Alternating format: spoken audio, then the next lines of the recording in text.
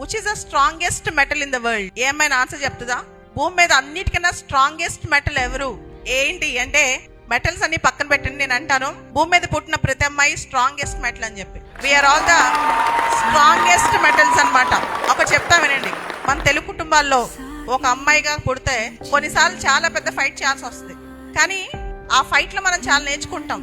నేను పుట్టిన దగ్గర నుంచి ఇప్పటి వరకు నా లైఫ్ లో చాలా పెద్ద ఫైటే చేశాను. కానీ ఫైట్ లో ప్రతిసారి విన్ అయినా లూజ్ అయినా నాలో ధైర్యం మాత్రం పెరిగింది.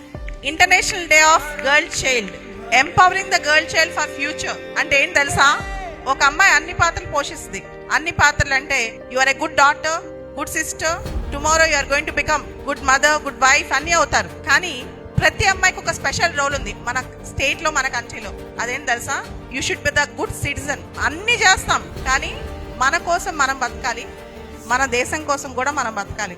అన్ని పాత్రలు ఓకే, కానీ అన్నిటికన్నా బెస్ట్ పాత్ర ఏంటి తెలుసా? To deliver and to give back something to the society. దేశం కోసం, సమాజం కోసం ఏమైనా చేయడం చాలా ఇంపార్టెంట్.